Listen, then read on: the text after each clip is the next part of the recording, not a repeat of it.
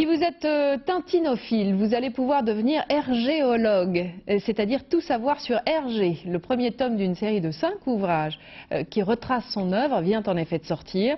On y découvre la période de 1907 à 1931 et la naissance de Tintin, qui s'appelait d'ailleurs au départ Totor. Yann Fossurier, Richard Trépeau. Un gribouillis? Non. Un train qui passe devant une voiture sous les yeux d'un garde-barrière. Le premier dessin d'un enfant de 4 ans qui deviendra quelques années plus tard le père du célèbre Tintin. C'est à la page 11 d'Hergé, Chronologie d'une œuvre, un livre de référence qui retrace les jeunes années du dessinateur bruxellois né en 1907. Au fil des croquis et des vignettes, on suit l'itinéraire d'un garçon précoce et bon élève qui découvre son amour pour le dessin à travers le scoutisme. Il a fait ses premiers voyages à l'étranger de manière assez épique avec ses compagnons scouts.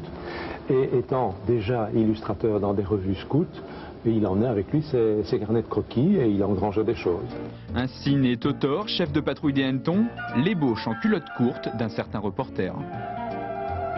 De trait pour trait, c'est la même tête ronde, le même nez, la même mèche qui est en avant. Tintin d'ailleurs, sa mèche va se relever un peu plus tard, mais quand il est créé, Tintin, sa mèche tombe en avant sur le front, exactement comme Totor. J'étais loin de me douter, évidemment, en dessinant ces petites histoires qui devaient être sans lendemain. J'étais loin de me douter que ça allait prendre des proportions que ça a prises aujourd'hui. L'ouvrage, publié par Philippe Godin, s'achève par la publication des premières aventures de Tintin, Tintin au pays des Soviets en 1929 et surtout Tintin au Congo l'année suivante. Un album qui divise encore aujourd'hui les admirateurs d'Hergé. Bien entendu, il voit les populations congolaises de l'époque comme des grands enfants, comme étant peut-être un peu sous-évolués à l'époque.